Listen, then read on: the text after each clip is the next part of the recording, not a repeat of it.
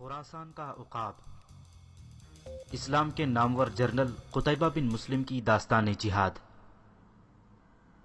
Episode 27۔ خینس اپنے 21 ساتھیوں کے ساتھ رات کے وقت سردار حریم کے باغ میں داخل ہوا۔ شہنشین کے پاس آ کر خینس نے جارود سے کہا، تم سارے جوانوں سے کہو ایک ایک دو کر کے بستی میں داخل ہو جائیں، اور ایک جوان سے کہو کہ سردار حریم سے کہے کہ مجھے بستی کے قبرستان میں آ کر ملے۔ جارود نے سب جوانوں کو واپس بھیج دیا اور ایک جوان کو سردار حریم کے نام پیغام بھی بھیجوا دیا کہ وہ خینس سے قبرستان میں آ کر ملے۔ سب جوان ایک ایک دو ہو کر بستی کی طرف چل دیے۔ خینس اور جارود بستی کے قبرستان کی طرف روانہ ہو گئے۔ قبرستان میں آ کر خینس نے دکھ سے جارود کو مخاطب کیا، کیا تم بتا سکتے ہو کہ میری ماں، بھائی، بھاوج اور خالہ کی قبریں کون سی ہیں؟ جارود نے اسے قبریں دکھائیں۔ وہ ان پر بیٹھ کر ایصال ثواب کہنے کے بعد ان کی قبروں پر ہاتھ پھیرنے لگا، ساتھ ہی اس کی پلکیں بھیگ گئیں۔ اتنے میں سردار حریم بھی آ گیا اور خینس کے شانے پر ہاتھ رکھ کر کھڑا ہو گیا۔ خینس کھڑا ہو گیا اور حریم نے اسے گلے سے لگا لیا اور دبتے ہوئے لہجے میں بولا، چلو میرے ساتھ بستی میں، اب حالات پہلے سے نہیں رہے۔ وہ دن اب دور نہیں جب سردار وکی اپنے آپ کو بے بس اور تنہا محسوس کرے گا۔ مجھے راستے میں جارود سب کچھ بتا چکا ہے سردار، میں اس وقت بستی میں نہیں جاؤں گا۔ تم اپنا کام جاری رکھو اور اپنے ساتھیوں کی تعداد بڑھاتے رہو۔ میں ماروا کو ڈھونڈ کر بستی میں آؤں گا اور اس کے سامنے ہر اس شخص سے انتقام لوں گا جس نے ہم سے زیادتی کی ہوگی۔ میں ابھی اور اسی وقت دمشق جاؤں گا اور عمر بن عبدالعزیز کی خدمت میں حاضر ہو کر اپنے خاندان کے قتل کے قصاص میں یزید بن محلب اور اس کے بھائی حبیب کو طلب کروں گا۔ میں نے سنا ہے عمر بن عبدالعزیز نے یزید کو جیل میں ڈال رکھا ہے۔ میں سب سے پہلے اس سے انتقام لوں گا اور پھر اس کے حواریوں کی گردنیں ناپوں گا۔ حریم نے ہمدردی سے کہا، کیا تمہیں امید ہے کہ ماروا تمہیں مل جائے گی؟ ہاں سردار، میرا دل کہتا ہے وہ زندہ ہے۔ حریم نے شرمندگی سے کہا، مجھے افسوس ہے تمہارا خاندان تباہ ہو گیا اور میں کچھ نہ کر سکا، مگر اطمینان رکھو میں وکی سے انتقام ضرور لوں گا۔ خینس کی طبیعت شاید خراب ہو رہی تھی اور اپنے خاندان کی تباہی کے متعلق وہ کچھ اور سننا پسند نہ کرتا تھا، لہذا وہ اپنے گھوڑے کی طرف بڑھا۔ اجازت دو سردار، میں ابھی روانہ ہونا چاہتا ہوں۔ سردار حریم نے اسے گلے سے لگا کر کہا، میں تمہیں خدا کے سپرد کرتا ہوں۔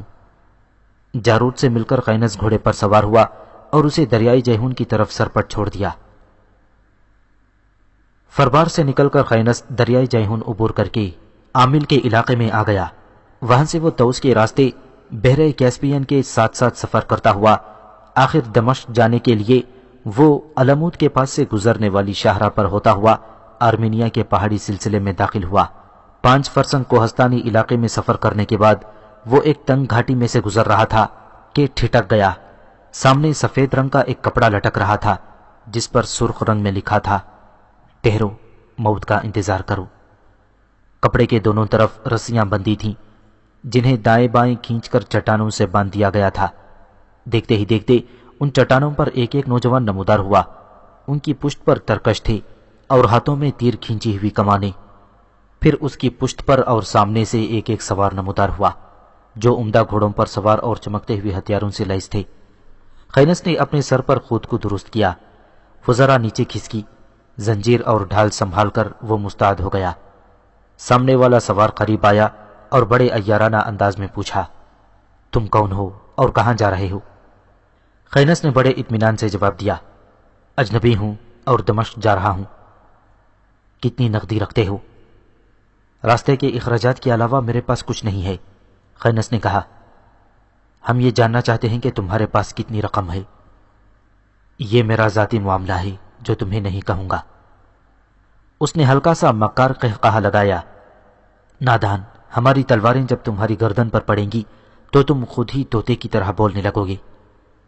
آگے اور پیچھے والا سوار دونوں جب اس سے زیادہ قریب آئے تو خینس نے گھوڑے کو ایڑ لگائی اور وہ رخ بدل کر کھڑا ہو گیا۔ اب وہ دونوں اس کے دائیں بائیں تھے اور وہ ایک ساتھ دونوں پر نگاہ رکھ سکتا تھا۔ وہ سوار پھر بولا، رخ بدلنے سے کیا ہوتا ہے؟ یوں تم موت کے منہ سے تو نہیں بچ سکتے۔ خینس پہلی بار غراتی ہوئی آواز میں بولا، بدبخت انسان، میں خود موت کی تلاش میں نکلا ہوں۔ مجھے تم موت سے کیسے ڈرا سکتے ہو؟ ہم تمہاری تلاشی لیں گے۔ میں موت کا مسافر ہوں اور ہر اس ہاتھ کو کاٹ دیا کرتا ہوں جو مجھ پر زیادتی کرنے کے لیے اٹھتا ہے۔ سنو، میری زنجیر کا وار خطرناک ہے اور میرا گھوڑا تیز رفتار ہے۔ میں تمہیں راستہ چھوڑ دینے کو کہتا ہوں۔ کیا تم پسند کرو گے کہ تم چاروں کی مائیں ننگے سر اور برہنہ پاؤں تمہاری لاشوں پر بہن کرتی پھریں؟ ساتھ ہی اس نے اپنے شاہین کے سر پر انگلی ماری اور وہ پھڑ پھڑا کر بڑی خونخوار نگاہوں سے ان کی طرف دیکھنے لگا۔ سیدھی طرح اپنی ساری نقدی اور گھوڑے ہمارے حوالے کر دو، ورنہ میں چٹان پر کھڑے دونوں جوانوں کو اشارہ کروں گا اور وہ تم پر تیروں کی بارش کر دیں گے۔ سن لومڑی سے مکار انسان، میری زرہ اور خود پر تیر اثر نہیں کرتے، خینس نے کہا۔ اس نے چٹانوں پر کھڑے ہوئے جوانوں کی طرف اشارہ کیا۔ انہوں نے کئی تیر خینس پر چلائے، مگر وہ سب اس کی زرہ میں لگ گئے، جنہیں اس نے علیحدہ کر کے پھینک دیا۔ ساتھ ہی اس نے باری باری چٹانوں پر کھڑے جوانوں کی طرف اشارہ کیا اور شاہین فضا میں پرواز کر گیا۔ شاہین جب ایک تیر انداز پر حملہ آور ہوا تو وہ چیخنے چلانے اور آہوزاری کرنے لگا۔ وہ دونوں سوار بھی سر اٹھا کر ادھر دیکھنے لگے۔ خینس نے موقع سے فائدہ اٹھایا، بڑی پھرتی سے زنجیر لہرا کر باری باری ان پر حملہ آور ہوا اور دونوں کو ڈھیر کر کے رکھ دیا۔ اتنے میں پشت کی جانب سے 5 سوار نمودار ہوئے۔ خینس نے اپنے گھوڑے کو ایل لگائی اور اسے سامنے کی طرف سرپٹ چھوڑ دیا۔ وہ 5 سوار اس کا تعاقب کرنے لگے۔ شاہین دونوں تیر اندازوں کو ختم کرنے کے بعد خینس کے شانے پر آ کر بیٹھ گیا تھا۔ 3 میل تک لگاتار خینس اپنا گھوڑا آگے آگے بھگاتا رہا اور وہ اس کے تعاقب میں لگے رہے، حتیٰ کہ سامنے ایک کھلا میدان آ گیا۔ خینس نے اپنی رفتار کم کر دی اور وہ 5 اب اس سے صرف چند گز کے فاصلے پر آ گئے تھے۔ ایک لختی اس نے اپنے گھوڑے کو برق کی سی پھرتی سے واپس موڑا اور اس خونخواری سے زنجیر کے ساتھ ان پر حملہ کیا کہ اس کے سنبھلتے سنبھلتے وہ 3 کو ختم کر گیا۔ باقی 2 نے بھاگنے کی کوشش کی مگر ناکام رہے اور اس کی زنجیر نے انہیں پیس ڈالا۔ دمشق سے ابھی وہ دور ہی تھا کہ اسے ایک سرائے سے خبر ملی کہ خلیفہ عمر بن عبدالعزیز رحمۃ اللہ علیہ فوت ہو چکے ہیں اور ان کی جگہ یزید بن عبد الملک خلیفہ بن چکا ہے۔ یزید بن مہلب نے چونکہ یزید بن عبد الملک کے کچھ رشتہ داروں کے ساتھ زیادتیاں کی تھیں، لہٰذا اسے خدشہ تھا کہ یزید بن عبد الملک خلیفہ بنتے ہی اس سے انتقام لے گا، اس لیے وہ جیل کے ایک سپاہی کو رشوت دے کر جیل سے بھاگ نکلا اور بصرہ کی طرف چلا گیا۔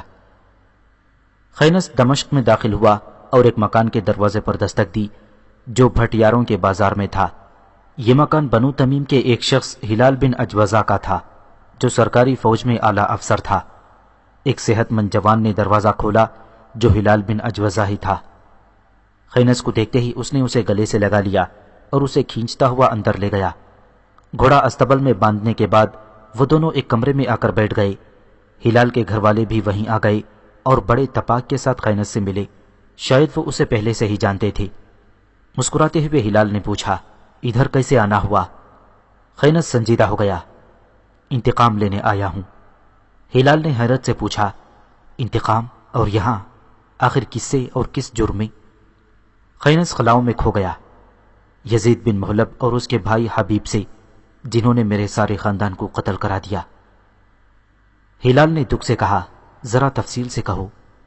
خینس نے پوری داستان سنا دی۔ مجھے افسوس ہے، بہرحال اس معاملے میں تمہاری مدد ضرور کر سکتا۔ یزید بن مہلب یہاں سے بھاگ کر بصرہ چلا گیا ہے، وہاں اس نے اپنے بھائیوں کو ساتھ ملا کر بغاوت کر دی ہے۔ اس بغاوت کو فروغ کرنے کے لیے خلیفہ اپنے بھائی مسلمہ بن عبد الملک کو ایک بھاری لشکر کے ساتھ روانہ کرنے والا ہے۔ خینس نے بڑی بےتابی سے پوچھا، کب روانہ ہوگا یہ لشکر؟ بس 1-2 دن میں۔ خینس کھڑا ہو گیا، تو پھر اٹھو، مسلمہ بن عبد الملک کے پاس چلیں۔ ہلال مسکرا دیا، اتنے بےتاب نہ ہو، آرام کرو، کچھ کھا پی کر چلتے ہیں۔ نہیں، پہلے یہ کام کر کے کچھ کھاؤں گا۔ ہلال کھڑا ہو گیا، مجبور کرتے ہو تو چلو۔ دونوں اٹھ کر باہر نکل گئے۔ دونوں ایک محل نما حویلی میں داخل ہوئے۔ ہلال جو آگے آگے تھا ایک کمرے کا دروازہ کھول کر اندر داخل ہو گیا۔ کمرے میں 2 آدمی بیٹھے ہوئے تھے، ایک مسلمہ بن عبد الملک اور ایک اس کا داماد سعید بن عبدالعزیز۔ وہ دونوں ہلال اور خینس کے ساتھ بڑے پرتپاک سے ملے۔ ہلال نے خینس کا تعارف کرایا اور ساتھ ہی اس کی داستان بھی کہہ دی۔ ان دونوں نے افسوس کا اظہار کیا۔ مسلمہ نے ازراہ ہمدردی کہا، کہو ہم تمہاری کیا مدد کر سکتے ہیں؟ خینس نے بڑے اشتیاق سے کہا، میں اس لشکر میں شامل ہو جانا چاہتا ہوں جو یزید بن محلب کی سرکوبی کے لیے روانہ ہونے والا ہے۔ بڑی خوشی سے، ہلال کی بات چیت اور تمہارے ڈیل ڈول سے پتہ چلتا ہے تم ایک نایاب سپاہی ہو۔ میں ابھی اور یہیں تمہیں ایک اعلیٰ عہدے پر نامزد کر دیتا ہوں۔ خینس کی آواز بھرا گئی، سیدی میں تمہارا مشکور ہوں۔ میں ایک گمنام سپاہی کی حیثیت سے جنگ میں حصہ لینا چاہتا ہوں۔ صرف ایک التجا ہے کہ یزید بن محلب اپنے بھائیوں کے ساتھ جنگ کے بعد اگر بھاگنے میں کامیاب ہو جائے تو مجھے سپاہیوں کا ایک دستہ دے دیا جائے تاکہ اس کا تعاقب کر کے اسے جہنم واصل کر سکوں۔ مسلمہ نے بڑی فراخ دلی سے کہا، ہم تمہاری ہر خواہش پوری کریں گے۔ اگر تم خود کمانڈر بننا پسند نہیں کرتے تو پھر تم ہلال کے دستے میں کام کرو گے۔ اس کے علاوہ بھی اگر تمہارا کوئی کام ہو تو ہم کریں گے۔ سیدی میں مشکور ہوں تمہارا۔ مسلمہ نے اس کے شاہین کی طرف اشارہ کیا، تم اس شاہین سے کیا کام لیتے ہو؟ یہ میرے دشمن پر حملہ کرتا ہے، شکار کرتا ہے اور پیغام رسان کا کام کرتا ہے۔ یقیناً تم حرب و ضرب میں لاجواب ہو، مسلمہ نے کہا۔ ہلال پہلی بار خینس کی تعریف میں بولا، سیدی ہمارے قبیلے کا سب سے بہادر اور طاقتور نوجوان ہے یہ۔ کسی بھی پہلوان نے آج تک اسے نہیں پچھاڑا۔ تلوار کے بجائے یہ جنگ میں لوہے کی ایک بھاری زنجیر استعمال کرتا ہے جسے عام آدمی اٹھا بھی نہیں سکتے۔ ہمارے قبیلے کا یہ ایک ایسا نوجوان ہے جس سے محبت کرنے کو کنواریاں ترستی ہیں، بوڑھے اس پر فخر کرتے ہیں اور قبیلے کی عورتیں اسے قبیلے کا چاند کہتی ہیں۔ غیر مسلم لوگ اسے بھیڑیا اور طاقت کا دیوتا مانتے ہیں۔ مسلمہ نے حیرت سے کہا، میں جنگ میں تمہارے لڑنے کا انداز ضرور دیکھوں گا۔ ہلال نے جو تمہاری تعریف کی ہے اگر تم اس پر پورے اترے تو خدا کی قسم میں خلیفہ سے تمہارے سپہ سالار بنائے جانے کی سفارش بھی کروں گا۔ پرسوں میرا لشکر روانہ ہونے والا ہے، تم ہلال کے دستے میں کام کرو گے۔ خینس کھڑا ہو گیا، سیدی مجھے اجازت دیجیے، میں تھکا ہوا ہوں۔ مسلمہ اور اس کے داماد دونوں نے اٹھ کر اس سے مصافحہ کیا اور وہ ہلال کے ساتھ باہر نکل گیا۔ یزید بن محلب جیل سے بصرہ کی طرف بھاگ گیا۔ اس کے بھائی مفضل، حبیب اور مروان پہلے ہی بصرہ میں مقیم تھے۔ نئے خلیفہ یزید بن عبد الملک نے والی بصرہ عدی بن ارطاح کو آل محلب کی نظر بندی کا حکم بھیج دیا۔ والی نے یزید بن محلب کے تینوں بھائیوں کو جیل میں ڈال دیا۔ یزید نے بھی اپنا اثر و رسوخ استعمال کیا اور بہت جلد ایک جرار لشکر جمع کرنے میں کامیاب ہو گیا اور بصرہ پر فوج کشی کر دی۔ بصرہ کو فتح کر کے اس نے اس پر قبضہ کر لیا۔ اس کا نتیجہ یہ نکلا کہ دیکھتے ہی دیکھتے عراق، خراسان اور کرمان میں یزید کا طوطی بولنے لگا۔ اس نے خلیفہ کی بیعت توڑ کر باقاعدہ بغاوت کا اعلان کر دیا اور مسلمانوں کو کتاب و سنت کے نام پر بنی امیہ سے مقابلے کی دعوت دینے لگا۔ اس نے اعلان کیا کہ بنی امیہ سے جنگ کرنا کافروں کے ساتھ جنگ کرنے سے بھی زیادہ کار ثواب ہے۔ یزید کے اس اعلان پر اس دور کے مشہور عالم دین اور بزرگ حضرت حسن بصری رحمۃ اللہ علیہ نے مسلمانوں کو اس جنگ سے بے تعلق رہنے کی تلقین کی اور فرمایا، ابھی کل ہی یزید بنو امیہ کی طرف سے فرما روان تھا اور ان کی رضامندی حاصل کرنے کی خاطر یہ لوگوں کی گردنیں کاٹتا پھرتا تھا، اور آج وہ انہی لوگوں کو بنی امیہ سے مقابلے کی دعوت دے رہا ہے۔ خلیفہ یزید بن عبد الملک نے اپنے بھائی مسلمہ بن عبد الملک کو 80,000 فوج کے ساتھ یزید کو نیچا دکھانے کے لیے روانہ کیا۔ یزید بن محلب 1,20,000 کا عظیم الشان لشکر جمع کر کے مقابلے کو آیا۔ دریائے فرات کے دائیں کنارے اکرا کے وسیع میدان میں مسلمہ بن عبد الملک کی 80,000 اور یزید بن محلب کی 1,20,000 افواج آپس میں ٹکرائیں اور اس جنگ کو جنگ اکرا کا نام دیا گیا۔ اکرا کا یہ میدان تلوار کا کھیت بن کر رہ گیا۔ گھنٹوں آتش و خون کا قلزم زخار موجیں مارتا رہا اور لہو کا نگر وسیع سے وسیع تر ہوتا چلا گیا۔ دور خینس نے یزید بن محلب اور اس کے بھائی حبیب کو اپنے جوانوں کا حوصلہ بڑھاتے ہوئے دیکھا۔ ان کی موجودگی خینس کے لیے ایک تازیانہ ثابت ہوئی اور اس نے موت کی پرواہ کیے بغیر اپنا تند و ترکش گھوڑا بہتے ہوئے لہو کے نگر میں ڈال دیا اور ہر لمحہ یزید اور اس کے بھائی حبیب سے نزدیک تر ہوتا جا رہا تھا۔ عین اس وقت جبکہ جنگ کا تنور پوری طرح گرم تھا، یہ افواہ اڑی کہ فرات کا پل چل رہا ہے۔ یہ سنتے ہی اہل عراق بھاگ اٹھے۔ یزید بن محلب نے انہیں روکنے کی بھرپور کوشش کی، مگر بے سود، وہ لشکر سے نکل کر چلے گئے۔ خینس مار دھاڑ کرتا ہوا عین حبیب کے سر پر جا پہنچا اور اپنی زنجیر لہراتے ہوئے اس نے چیخ کر کہا، سن او نابکار، ظلم کا تنور گرم کرنے والے، میں وہی خینس بن یوسف ہوں جس کے خاندان کو تو نے ماروا حاصل کرنے کی خاطر قتل کرا دیا تھا۔ سن، میں وہی ہوں جسے غیر مسلم بھیڑیا اور طاقت کا دیوتا کہتے ہیں۔ میں تجھ پر وار کرتا ہوں، اگر ہمت ہے تو بچ کر دکھا۔ خینس نے زنجیر لہرا کر وار کیا، جسے حبیب روک نہ سکا۔ اس کا سر پس گیا اور ختم ہو کر رہ گیا۔ اس کے بعد خینس یزید بن محلب کی طرف بڑھا اور اس پر زنجیر کے پے در پے وار کر کے اس نے اسے گھوڑے سے گرا کر ختم کر دیا۔ یزید بن محلب کے قتل ہو جانے کے بعد اس کا بھائی مفضل بچے کچے سپاہیوں کے ساتھ واسط کے علاقے کی طرف بھاگ گیا اور وہاں سے قنداہیل کی طرف چلا گیا۔ مسلمہ بن عبد الملک نے ہلال بن اجوزہ تمیمی کو اس سے نمٹنے کے لیے روانہ کیا اور خینس کو اس کی مدد کے لیے اس کے ساتھ کر دیا۔ قندابیل کے امیر ودا بن حمید کو جب معلوم ہوا کہ مسلمہ کی طرف سے ہلال مفضل اور اس کے لشکر کے تعاقب میں آ رہا ہے، تو اس نے یزید بن محلب کا پروردہ ہونے کے باوجود اس کے بھائی مفضل کو امان دینے سے انکار کر دیا۔ قندابیل شہر سے باہر مفضل اور ہلال کے لشکر میں گھمسان کا رن پڑا۔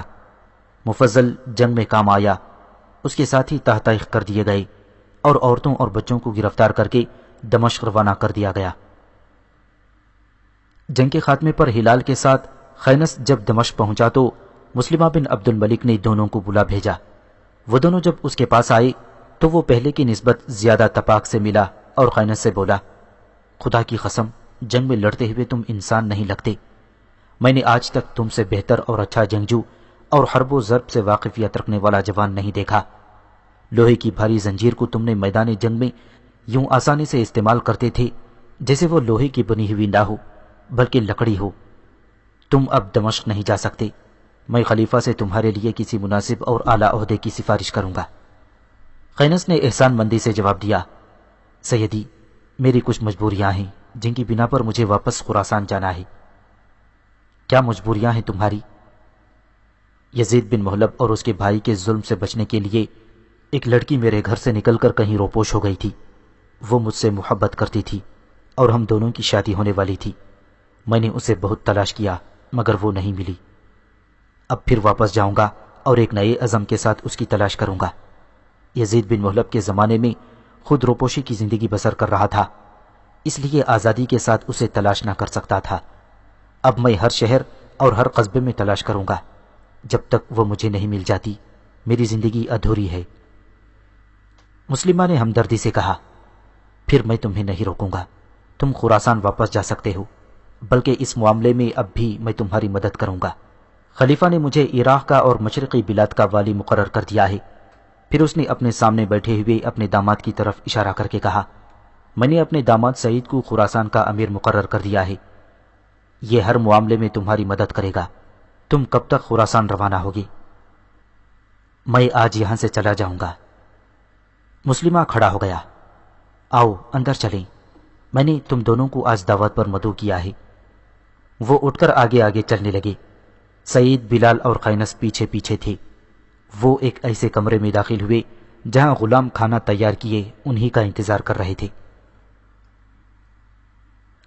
دریائے جیہون کو عبور کرنے کے بعد خینس ایک ایسے چوراہے پر آ کر کھڑا ہو گیا جہاں سے سامنے کی طرف جانے والی سڑک اس کی بستی کی طرف جاتی تھی اور بستی کی عمارتیں اور قبرستان وہاں سے صاف دکھائی دے رہا تھا۔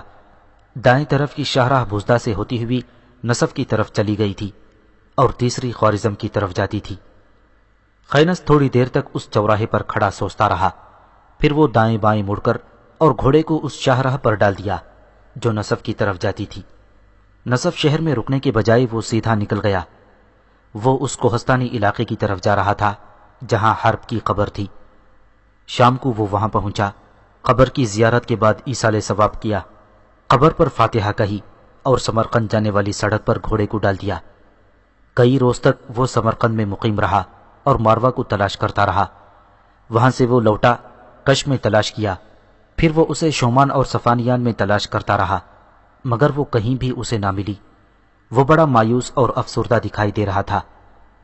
اب وہ ماروا کی تلاش میں ترمس شہر میں داخل ہوا اور شہر کی سڑکوں پر ہوتا ہوا وہ طفیل کی حویلی میں داخل ہوا۔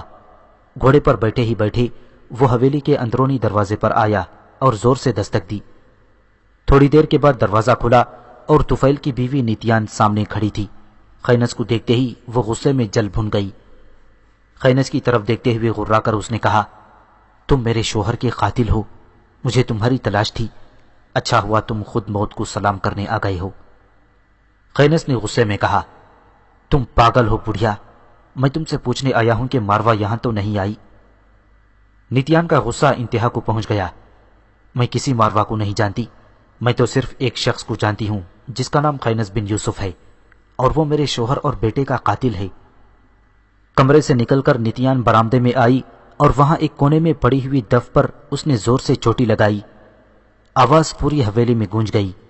نیتیان واپس آئی اور بڑی عیاری کے ساتھ خینس سے کہا، میں نے دف پر چوٹ لگا دی ہے، ابھی تمہیں پتا چل جائے گا کہ ماروا کہاں ہے۔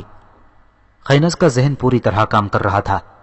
حویلی کے در و دیوار سے اسے خطرے کی بو آ رہی تھی، لہذا اس نے گھوڑا واپس موڑا اور حویلی سے باہر نکلنے لگا۔ نیتیان نے اسے تانا دیا، بزدل گیدڑ کی طرح دم دبا کر بھاگ کیوں رہے ہو؟ تم اب بھاگنا بھی چاہو تو نہ بھاگ سکو گے، میں نے تمہیں موت کے گھاٹ اتارنے کا پورا بندوبست کر رکھا ہے۔ خینس نے مڑ کر نیتیان سے کہا، سن او مکار لومڑی، میں تمہاری حویلی کے باہر کھڑا ہوتا ہوں، تو جسے بھی میرے مقابلے کو لانا چاہتی ہے لے آ، میں بزدلوں کی طرح بھاگنا نہیں چاہتا۔ اسی لمحے خینس نے اپنے سامنے پودوں کے جھنڈ سے 5 سوار نکلتے دیکھے جو بڑی تیزی سے اس کی طرف بڑھ رہے تھے۔ خینس نے گھوڑے کو ایڑ لگائی اور حویلی سے باہر نکل گیا۔ وہ 5 بھی جب اس کے تعاقب میں حویلی سے نکلے تو خینس نے شاہین کو ان پر چھوڑ دیا، خود بھی وہ تیزی سے پلٹا اور زنجیر سے ان پر حملہ کر دیا۔ 2 کو شاہین نے ختم کر دیا، 2 کو اس نے خود، اور 5ویں نے بھاگ کر جان بچائی۔ ترم سے نکل کر خینس نے دریائے زنیل کو عبور کیا اور پہاڑی سلسلے میں تھوڑی دور تک ہی سفر کیا ہوگا کہ شاہراہ کے بائیں جانب پہاڑی سلسلے کے اس جانب اسے گھوڑوں اور خچروں کے ہنہنانے کی آواز سنائی دی۔ اس نے گھوڑے کو بائیں طرف موڑ لیا اور پہاڑ پر چڑھنے لگا۔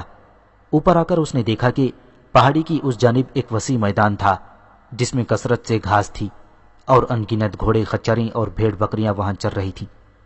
پہاڑ کے دامن میں میدان کے چاروں طرف خیمے ہی خیمے نصب تھے۔ خینس پہچان گیا کہ وہ سردار ارتبون کا قافلہ ہے۔ پہاڑ سے اتر کر جو ہی وہ خیمے میں داخل ہوا، ہر طرف خینس بن یوسف کی صدائیں بلند ہونے لگیں۔ لوگوں کے بے پناہ ہجوم کے ساتھ وہ سردار ارتبون کے خیمے کے پاس آیا۔ گھوڑے سے نیچے اتر کر وہ خیمے میں داخل ہوا۔ پہلے کمرے میں کوئی بھی نہ تھا۔ وہ پردہ اٹھا کر دوسرے کمرے میں داخل ہوا۔ اندر سردار ارتبون آنکھیں بند کیے پلنگ پر لیٹا ہوا تھا اور قبیلے کا حکیم اس کی ٹانگ پر پٹی باندھ رہا تھا۔ سردار ارتبون کے سرہانے خاتونہ بیٹھی تھی، بالکل خاموش اور اداس، گویا کوئی حسین مجسمہ ہو۔ خینس جب اندر داخل ہوا تو خاتونہ کھڑی ہو گئی۔ تینوں حکیم بھی احتراماً کھڑے ہو گئے تھے۔ چوتھا حکیم جو پٹی باندھ رہا تھا اپنے کام میں مصروف تھا۔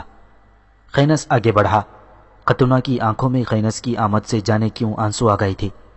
آنکھیں بند کیے ہوئے ہی سردار ارتبون نے پوچھا، کون آیا ہے؟ خاتونہ اپنا منہ سردار کے چہرے کے پاس لے گئی اور آہستہ سے کہا، خینس آیا ہے بابا۔ سردار ارتبون کا چہرہ خوشی سے تر و تازہ ہو گیا۔ اس نے اٹھنا چاہا مگر خینس نے آگے بڑھ کر اسے اپنے ہاتھوں میں لے لیا اور پہلے کی طرح اسے پلنگ پر لٹا دیا۔ سردار ارتبون نے اپنا بازو خینس کی کمر کے گرد لپیٹتے ہوئے بڑی شفقت سے پوچھا، اتنا عرصہ کہاں رہے ہو بیٹے؟ گمبھیر سی آواز میں خینس نے کہا، دھکے کھاتا رہا۔ اتنے میں نوتس کمرے میں داخل ہوا۔ خینس اٹھا اور اس سے گلے ملنے کے بعد اپنے پاس بٹھا لیا۔ قبل اس کے کہ نوتس بات کرتا، سردار ارتبون پھر بولا، حرب کہاں ہے؟ خینس کی گردن جھک گئی اور وہ ہونٹ کانٹنے لگا۔ تم نے جواب نہیں دیا۔ سردار ارتبون نے اس کا شانہ پکڑ کر ہلایا۔ خینس نے سر اوپر اٹھایا، اس کی پلکیں بھیگی ہوئی تھیں۔ اسے دشمنوں نے قتل کر دیا ہے۔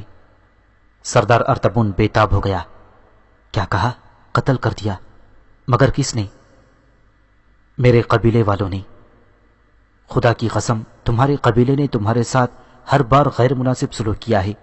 مجھے صحت مند ہونے دو، میں خود ان سے انتقام لوں گا. نوتس کی گردن جھک گئی تھی اور قطونہ رونے لگی تھی. میں ہر بھائی کے قاتلوں سے انتقام لے چکا ہوں سردار. میں نے جنگ اقرا میں بھی حصہ لیا تھا اور یزید بن محلب اور اس کے بھائی حبیب کو اپنے ہاتھوں سے قتل کیا تھا. اور اب قبیلے کا سردار وکی اور چند نوجوان ایسے رہ گئے ہیں جن سے مجھے انتقام لینا ہے، اور میں اس سے بھی بہت جلد فارغ ہو جاؤں گا. سردار ارطبون نے اسے لپٹا لیا.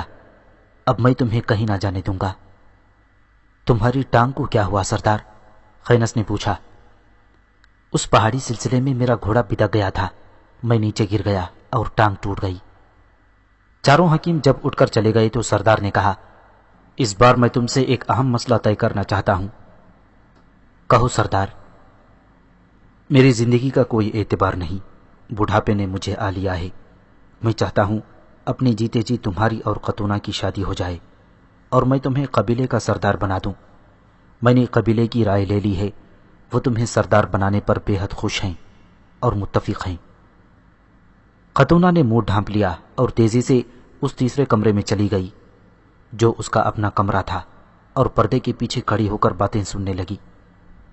سردار ارطبون نے پھر پوچھا، تم اس سلسلے میں کیا کہتے ہو؟ خینس خاموش رہا.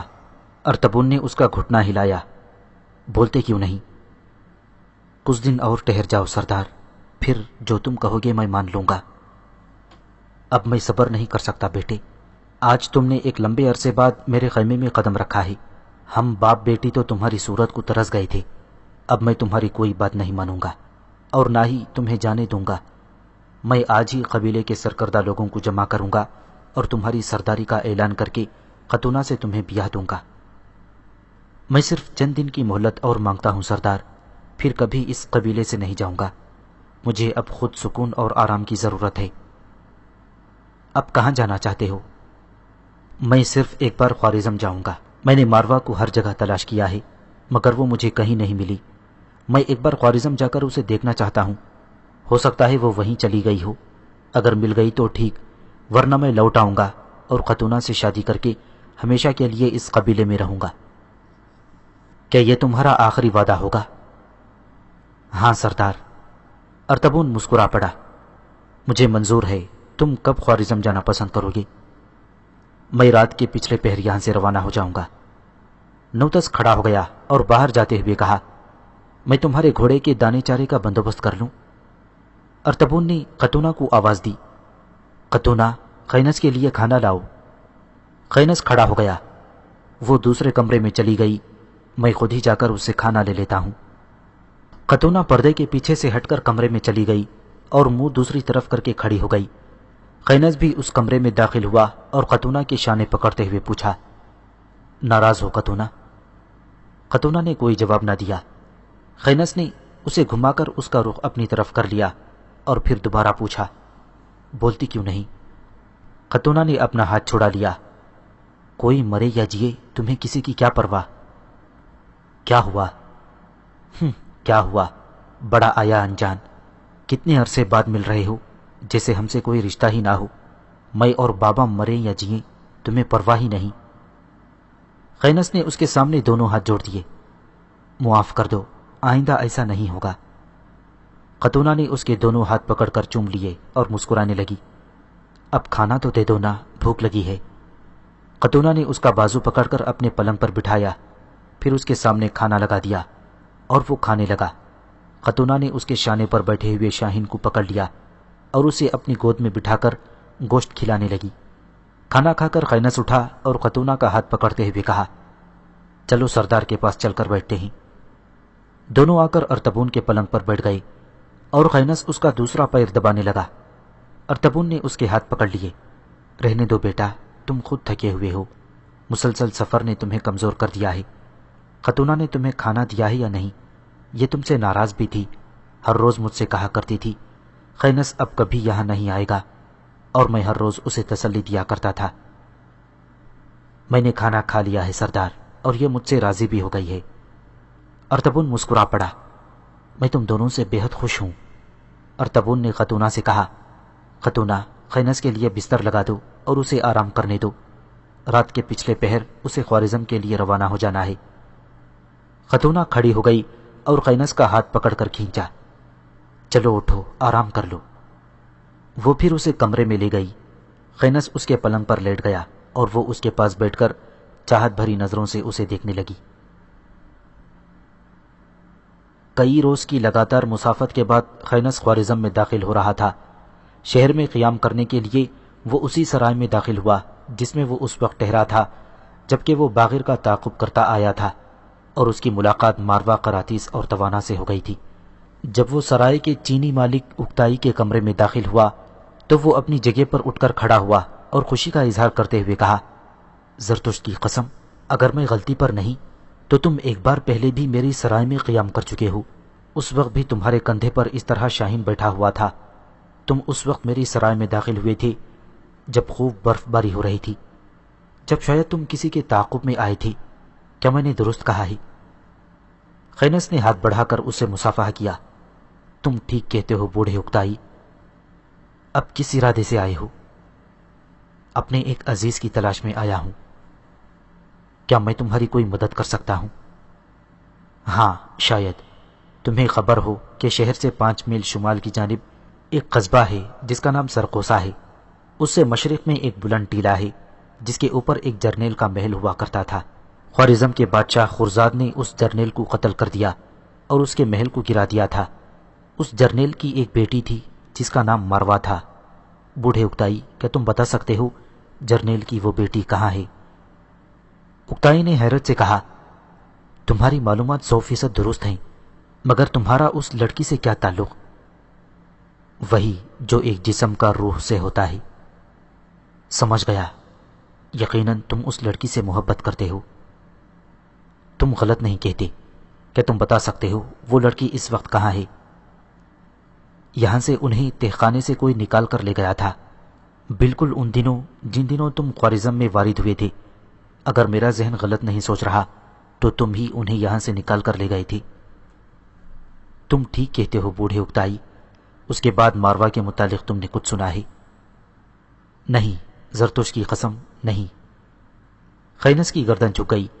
وہ باہر آیا، بڑی بے دلی سے گھوڑے پر سوار ہوا اور اسے شہر کی شمالی جانب دل کی چال چھوڑ دیا۔ پہلے وہ اس قصبے میں آیا جس کا نام سرقوسا تھا، وہاں سے وہ مشرق کی جانب ہو لیا اور اس ٹیلے کے اوپر آیا جہاں کبھی ماروا کے باپ کا محل ہوا کرتا تھا۔ محل کی 2 دیواریں جو بچ گئی تھیں ویسے کی ویسی کھڑی تھیں۔ دونوں دیواروں کے درمیان میں کسی نے گھاس پھوس کی ایک جھوپڑی بنا لی تھی جس میں سے دھواں اٹھ رہا تھا، اور جھوپڑی سے باہر سیاہ رنگ کی ایک خچر بندھی ہوئی تھی۔ خینس کا دل دھڑکنے لگا۔ اسے امید ہو گئی تھی کہ یہ یقیناً ماروا نے بنائی ہوگی اور وہ یہیں رہ رہی ہوگی۔ آپ ہی آپ اس کے ہونٹوں پر مسکراہٹ بکھر گئی۔ وہ جب جھونپڑی میں داخل ہوا تو مایوس ہو گیا۔ اندر ایک بوڑھی عورت آگ کا الاؤ روشن کیے آگ تاپ رہی تھی۔ خینس نے مایوسی میں ڈوبی ہوئی آواز میں پوچھا، ضعیف خاتون، تم نے جنگل کے اندر اس ٹوٹے اور تباہ حال محل کے ملبے پر جھونپڑی بنا کر کیوں رہنا شروع کر دیا ہے؟ خاتون نے دکھ سے کہا، نوارد اجنبی، یہ محل کبھی میری بیٹی کا تھا، وہ نہ جانے کہاں کھو گئی ہے۔ میں یہیں جھونپڑی بنا کر اس کا انتظار کر رہی ہوں، کبھی تو وہ لوٹ کر آئے گی۔ اجنبی، کیا تمہیں بھی کسی کی تلاش ہے؟ تمہارا چہرہ بتاتا ہے تمہیں اس جھونپڑی میں مجھے دیکھ کر مایوسی ہوئی ہے۔ یقیناً تم بھی کسی کو تلاش کرتے پھر رہے ہو۔ بے شک تمہارا اندازہ درست ہے، خینس نے کہا۔ کس خوش نصیب کی تمہیں تلاش ہے؟ ایک لڑکی کی۔ لڑکی؟ کون ہے وہ؟ کیا اس کا بھی اس محل سے کوئی تعلق ہے؟ ہاں خاتون، وہ بھی کبھی اس محل میں رہا کرتی تھی، ظالم خرزاد نے انہیں بالکل برباد کر دیا۔ کیا تم اس لڑکی کا نام مجھے بتاؤ گی؟ ناموں میں کیا رکھا ہے خاتون، اس کے متعلق تمہیں سن کر مایوسی ہوگی۔ کیا تم اسے اپنا راز رکھنا چاہتے ہو؟ بوڑھی عورت نے بڑی ہی حسرت سے کہا۔ نہیں خاتون، تم ان رازوں سے پہلے ہی آگاہ ہو۔ بوڑھی عورت نے گردن ایک طرف جھکاتے ہوئے تعجب کا اظہار کیا۔ میں ان رازوں سے پہلے ہی آگاہ ہوں؟ اجنبی، یقیناً تم پہیلیوں میں بات کرتے ہو جنہیں میں سمجھنے سے قاصر ہوں۔ میں تم سے التجا کرتی ہوں، کھل کر بات کرو۔ خینس اسے قراتیز کی موت اور ماروا کی گمشدگی کے متعلق نہ بتانا چاہتا تھا۔ اسے اندیشہ تھا کہ بڑھیا کو اس خبر سے صدمہ ہوگا، لہذا اس نے بات کا رخ بدلا۔ مامر خاتون، مجھے سخت بھوک لگی ہے، تمہارے پاس کھانے کو کچھ ہوگا؟ بڑھیا نے منت کے انداز میں کہا، پہلے جو بات چھیڑی ہے اسے مکمل کرو اجنبی، میرے پاس کھانے کو بہت کچھ ہے، میں وعدہ کرتی ہوں تمہیں بھوکا نہیں رہنے دوں گی، شاید اس لڑکی کی تلاش نے تمہیں لالچی بنا دیا ہے۔ یہ بات نہیں خاتون، میں تمہاری خیریت چاہتا ہوں، اگر میری خیریت چاہتے ہو تو سلسلہ کلام کو مکمل کر دو۔ خینس مجبور ہو گیا، سنو خاتون، کیا تمہاری بیٹی کا نام قراتیز ہے؟ بڑھیا اچھل پڑی، یقیناً اجنبی، یقیناً یہی ہے اس کا نام، بتاؤ کہاں ہے وہ؟ کیا تمہاری ایک نواسی ہے جس کا نام ماروا ہے؟ بڑھیا اس سے قریب ہو گئی، ہاں میری ایک نواسی بھی ہے جس کا نام ماروا ہے، اور وہ مجھے بے حد عزیز ہے۔ دیر نہ کرو اجنبی، میں تمہاری منت کرتی ہوں، بتاؤ وہ دونوں کہاں ہیں؟ اگر تم نے نہ بتایا تو میں سسک سسک کر مر جاؤں گی۔ خینس نے ہونٹوں پر زبان پھیری، اگر تم مجبور ہی کرتی ہو خاتون تو سنو، ماروا کھو چکی ہے اور میں اسے تلاش کرتا پھر رہا ہوں، اور وہی لڑکی ہے جس سے میں محبت کرتا ہوں، اور تمہاری بیٹی قراتیز ایک حادثے میں قتل ہو چکی ہے۔ بڑھیا کی آنکھیں پتھرا گئیں اور وہ زمین پر ڈھلک گئی۔ خینس نے آگے بڑھ کر اسے دیکھا، وہ مر چکی تھی۔ خینس پہلے سے بھی زیادہ افسردہ ہو گیا۔ بڑھیا کو سنبھالا، قریب ہی جھونپڑی کے اندر ایک گڑھا کھودا۔ بڑھیا کو وہاں دفن کرنے کے بعد اس نے اس کی قبر پر فاتحہ کہی، پھر اپنے گھوڑے پر سوار ہوا۔ ٹیلے سے نیچے اتر کر وہ دریائے جیہون کے کنارے آیا اور خراسان کی طرف واپس جانے لگا۔ سردار ارتبون کے کاروان کی طرف جاتے ہوئے وہ نصف شہر میں سے گزرا اور بوڑھے ارمن کی سرائے میں داخل ہوا۔ ارمن اپنے کمرے میں بیٹھا نقدی گن گن کر تھیلیوں میں ڈال رہا تھا۔ خینس اپنے کندھے پر شاہین بٹھائے جب اس کے سامنے گیا تو ارمن اٹھ کھڑا ہوا اور پھر گرم جوشی سے کہا، میں طاقت کے دیوتا کو خوش آمدید کہتا ہوں۔ خینس کی گردن جھکی رہی اور اس نے کوئی جواب نہ دیا۔ ارمن تھیلیاں چھوڑ کر اس کے قریب آ گیا۔ طاقت کے دیوتا، کیا تم پھر کسی سے انتقام لینے کو نکلے ہو؟ خینس نے بڑے دکھ سے جواب دیا، نہیں بوڑھے ارمن، اس وقت میں ایک ترک سردار ارتبون کے کاروان کی طرف جا رہا ہوں۔ کہاں سے آ رہے ہو؟ ماروا کو تلاش کرنے خوارزم گیا تھا۔ مل گئی کیا؟ نہیں ارمن، نہیں ملی۔ کیا تم اس کی تلاش سے مایوس ہو گئے ہو؟ ہرگز نہیں، مایوسی ہونا گناہ ہے، میں اسے تلاش کرتا رہوں گا۔ خینس کی حالت دیکھ کر ارمن کو رونا آ رہا تھا، لہذا وہ بولا، طاقت کے دیوتا، اگر خفا نہ ہو تو ایک بات کہوں؟ کہو ارمن، میں خفا نہیں ہوں گا۔ طاقت کے دیوتا، ماروا اگر کسی جسمانی عیب کا شکار ہو گئی ہو تو کیا تم اس سے نفرت کرنے لگو گی؟ میں تمہارا مطلب نہیں سمجھا۔ میرا مطلب ہے، فرض کرو اگر ماروا کی کسی حادثے میں ٹانگ کٹ جاتی ہے تو اس سے تمہاری محبت میں فرق نہیں آئے گا۔ یہ کبھی نہیں ہو سکتا ارمن، ایسی صورت میں اس سے میں اور زیادہ محبت کرنے لگوں گا۔ تو پھر مطمئن رہو، اسی شہر میں اور یہیں تمہیں ماروا مل جائے گی۔ خینس اپنی جگہ پر اچھل پڑا، کیا کہا؟ اسی شہر میں؟ اور آج ہی ماروا مجھے مل جائے گی؟ ہاں طاقت کے دیوتا۔ کہاں رہتی ہے وہ؟ یہ میں نہیں بتاؤں گا۔ بہرحال وہ ہر روز اپنی ماں کی قبر پر پھول چڑھانے آتی ہے، کہاں سے آتی ہے یہ مجھے خبر نہیں، تاہم آتی روز ہے۔ خینس بےتاب ہو گیا، کب آتی ہے؟ کس وقت آتی ہے بوڑھے ارمن؟ ارمن مسکرا رہا تھا، صبر سے کام لو طاقت کی دیوتا، یہی وقت اس کے پھول چڑھانے کا ہے۔ اگر تم ابھی قبرستان چلے جاؤ تو یقیناً تمہاری ملاقات اس سے ہو جائے گی۔ خینس بڑی تیزی سے مڑا۔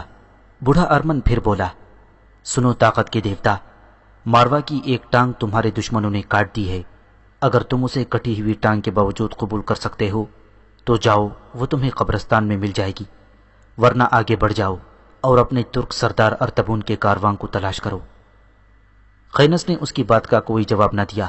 اپنے گھوڑے پر وہ سوار ہوا اور اسے ایڑ لگا کر سر پر چھوڑ دیا۔ قبرستان کے پاس آ کر اس نے گھوڑا باہر ہی کھڑا کر دیا اور قراتیس کی قبر پر آیا۔ وہاں مرجھائے ہوئے سے پھول پڑے ہوئے تھے۔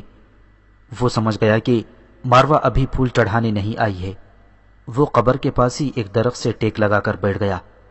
اس کا گھوڑا قبرستان سے باہر ہی گھاس چرنے لگا تھا اور وہ درخت سے ٹیک لگائے انتظار کرنے لگا۔ اپنے کمرے سے نکل کر بوڑھا ارمن استبل کی طرف جانے لگا تھا کہ اسے ماروا دکھائی دی۔ وہ سرائی کے سامنے سے گزر رہی تھی اور اپنی بیساکھی ٹیکتی جا رہی تھی۔ ارمن نے اسے آواز دے کر روکا اور وہ سرائی کے دروازے کے پاس ہی کھڑی ہو گئی۔ ارمن باہر آیا۔ پھر اس نے ذرا تجسس سے پوچھا، کہاں جا رہی ہو بیٹی؟ ماروا نے بیساکھی پر اپنا توازن درست کیا۔ ماں کی قبر پر پھول چڑھانے جا رہی ہوں۔ تم تو کافی دیر ہوئی یہاں سے قبرستان جانے نکلی تھی، کہاں رہی ہو؟ اس ساتھ والی دکان میں آج پھول نہیں ملے، پھول لینے بازار چلی گئی، اس لیے آج دیر ہو گئی۔ تم اتنی دور کیوں گئی؟ مجھے کہتی، میں خود تمہیں منگوا دیتا۔ اب تو لے ہی آئی ہوں چچا۔ خینس آیا ہوا ہے بیٹی۔ ماروا چونک پڑی۔ خینس آیا ہے؟ وہ کہاں ہے چچا؟ کیا تم اس سے ملنا پسند کرو گی؟ ہاں چچا، آج میں ضرور اس کے سامنے آ جاؤں گی۔ کیا تم اپنے وعدے پر قائم نہ رہو گی؟ ماروا کی گردن جھک گئی۔ میں اس زندگی سے تنگ آ گئی ہوں چچا، آج میں اس کے سامنے ضرور آؤں گی۔ اگر ٹانگ کٹ جانے کے بعد بھی اس نے مجھے قبول کر لیا تو یہ میری خوش قسمتی ہوگی۔ اگر اس نے مجھ سے نگاہیں پھیر لی تو میں اپنے آپ کو ختم کر لوں گی۔ بوڑھے ارمن، مجھے ایسی زندگی نہیں چاہیے۔ اس پھیکی زندگی اور تنہائی سے مجھے نفرت اور بیزاری ہو گئی ہے۔ بوڑھا ارمن مسکرا رہا تھا۔ میں تمہیں ایک خوشخبری سناؤں؟ مجھ بدبخت کے لیے بھی کوئی خوشخبری ہو سکتی ہے۔ خینس اب بھی تم سے محبت کرتا ہے، ارمن نے کہا۔ تم نے کیسے جانا؟ وہ ابھی ابھی میری سرائے سے نکل کر تمہاری تلاش میں قبرستان گیا ہے۔ میں نے اسے بتایا ہے کہ تمہارے دشمنوں نے ماروا کی ٹانگ کاٹ دی ہے۔ پھر اس نے کیا جواب دیا؟ اس نے کہا کہ اگر ماروا کی ٹانگ کٹ چکی ہے تو میں پہلے کی نسبت اس سے زیادہ محبت کروں گا۔ ماروا پھول کی طرح کھل اٹھی۔ سچ ارمن چچا؟ میں بھلا اپنی بیٹی سے مذاق کر سکتا ہوں؟ جاؤ، خینس تمہیں قبرستان میں ملے گا۔ میں نے اسے یہ نہیں بتایا کہ ماروا میرے پاس ٹہری ہوئی ہے۔ میں نے اسے یہی کہا تھا کہ ماروا روزانہ اپنی ماں کی قبر پر پھول چڑھانے آتی ہے۔ کدھر اور کہاں سے آتی ہے اس کی مجھے کوئی خبر نہیں۔ ماروا جلدی جلدی آگے بڑھنے لگی۔ میں اسے قبرستان میں ہی ملتی ہوں چچا۔ ارمن کے چہرے پر مسکراہٹ تھی۔ جاؤ بیٹی، تمہارے لیے میں خوشکن زندگی کی پیشن گوئی کرتا ہوں۔